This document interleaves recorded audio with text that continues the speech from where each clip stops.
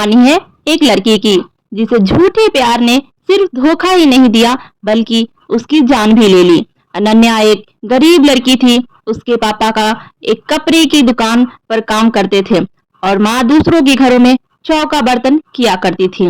अनन्या अपने माँ बाप की इकलौती लड़की थी। उसके माँ बाप ने उसे बड़े बड़े लाड प्यार से पाला था। वह चाहते थे कि अनन्या पढ़ लिख कर बड़े आदमी बने, जिससे उसके सिर से गरीबी का कलंक मिट जाए।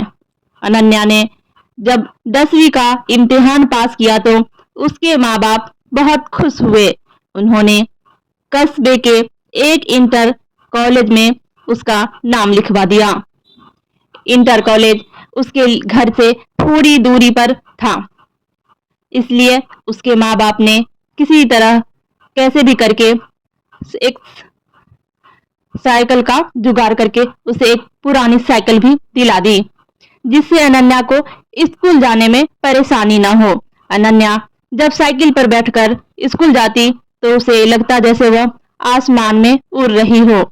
ये उसका बहुत पुराना सपना था जो उसके माँ बाप की वजह से पूरा हुआ। इसलिए वह रोज समय से स्कूल पहुंच जाती और मन लगाकर पढ़ाई करती।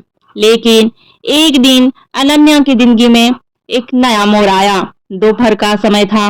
स्कूल से छुट्टी होने पर उसने अपनी साइकिल ली और घर की ओर चल पड़ी। लेकिन अभी तक वह थोड़ी दूरी पर ही आई थी कि पीछे से आती एक बाइक उसके बगल से गुजरी। बाइक को जो लड़का चला रहा था वह उसके ही उम्र का था। लड़के ने थोड़ा आगे जाकर अपनी बाइक रोक दी और अनन्या को रोकने का इशारा किया। अनन्या उस लड़के को अक्सर रास्ते में देखा करती थी। जब भी वह स्कूल जाती और स्कूल से आती थी तो वह लड़का सड़क के किनारे खड़ा होकर उसे देखा करता था।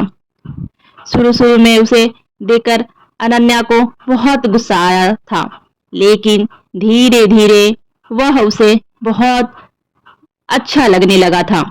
इस तरह से रास्ते में रोके जाने से अनन्या घबरा सी गई। पहले उसका मन हुआ कि वह अपनी साइकिल आगे बढ़ा दे, लेकिन फिर ना जाने क्या सोचकर उसने अपनी साइकिल में ब्रेक लगा दिया।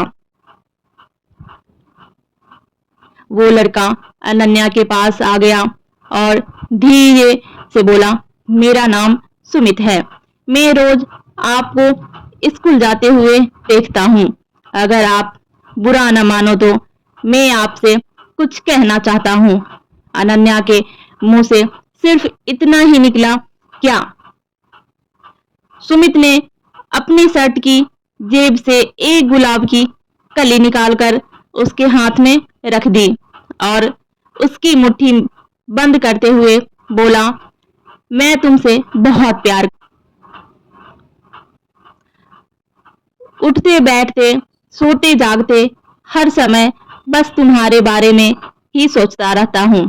सुमित और भी बहुत कुछ कहना चाहता था, पर अनन्या ने उसे चुप करा दिया। फिर सुमित ने अनन्या की आंखों में आंखें डालकर पूछा, तो आपको मेरा प्यार कबूल है? अनन्या शर्मा गई।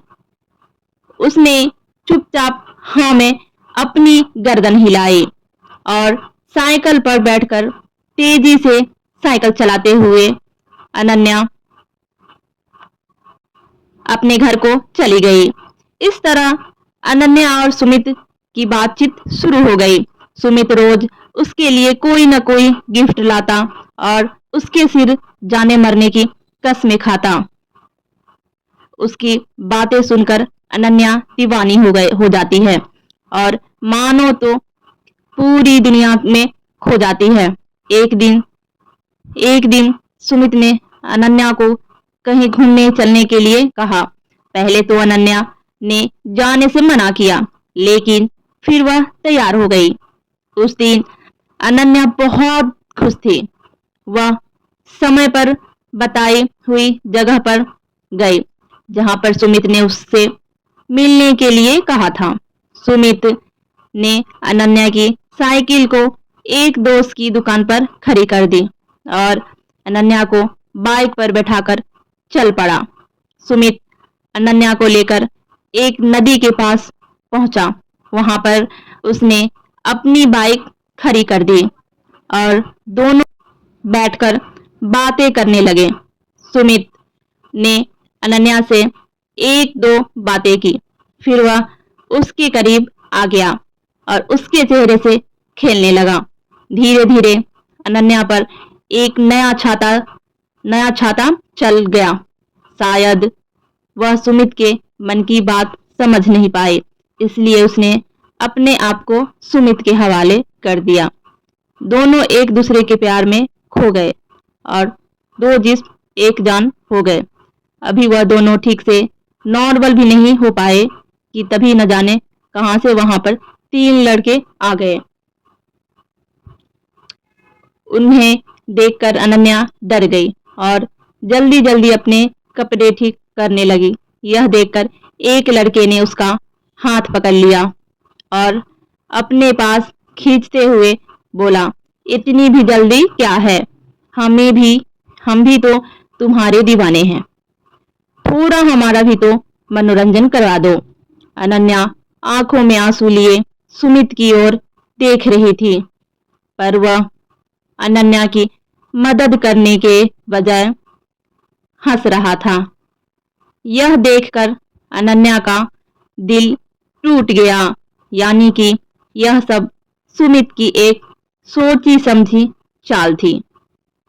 अनन्या आगे कुछ सोच ही नहीं पाई, क्योंकि वह 3 लड़के उसके ऊपर भूखे भेड़िए की तरह टूट पड़े थे।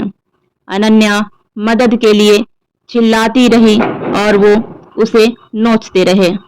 कुछ ही पलों में अनन्या की सहन शक्ति ने जवाब दे दिया और वह बेहोश हो गई। लेकिन लगभग 1 घंटे के बाद अनन्या को होश आया। वह तीनों लड़के और सुमित वहां से जा चुके थे। दर्द की वजह उसके शरीर में जान ही नहीं बची थी।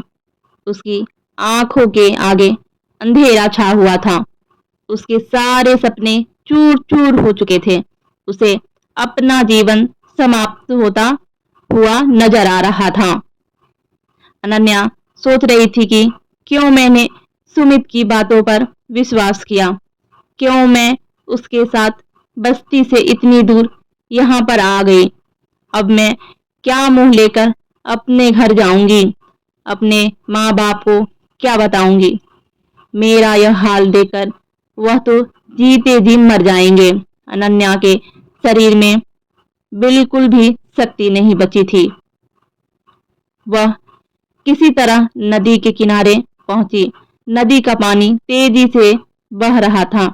अनन्या ने एक बार भी फिर अपनी गरीब माँ बाप के बारे में सोचा, लेकिन साथ ही सुमित का चेहरा भी उसकी आंखों के आगे आ गया और उसके साथ ही गुस्सा और घिन के भाव से उसका शरीर कांपने लगा। अनन्या रोते हुए नदी के किनारे खड़ी हो गई।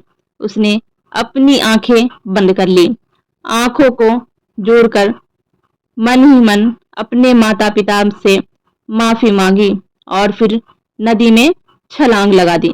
अगले ही पल अनन्या नदी में डूबने लगी, लेकिन अब ना तो वह किसी को अपनी जान बचाने के लिए पुकार रही थी और ना ही बचने की कोशिश कर रही थी। उसका मन अब भी अपने बेवफा प्रेमी के बारे में सोच रहा था। वह सोच रही थी कि क्यों मैंने उसकी बातों पर इतना एतबार किया, क्यों मैंने उसे प्यार किया, क्यों मैं उसकी नीयत को समझ नहीं पाई। और फिर वह नदी की गहराई में डूबती चली गई। झूठे प्यार ने उसे बर्बाद कर दिया, उसकी जान ले ली। किसी से प्यार करना, किसी पर एतबार करना बुरा नहीं है, लेकिन अपने भीतर जज्बातों को पहचानने की क्षमता भी रखिए। किसी की बातों पर एतबार करने से पहले उसे एक बार जरूर सोचिए, जरूर परखिए। किसी को अपना तन मन सौंपने से पहले उसके नतीजे के बारे में भी जरूर सोचिए, नहीं तो आप भी अनन्या की तरह धोखा खा सकते हैं, आप भी उसकी तरह ठगे जा सकते हैं।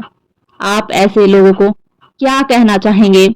अगर यह कहानी आपको जरा सा भी अच्छी लगे तो प्लीज वीडियो को लाइक एंड सब्सक्राइब जरूर कर लेना।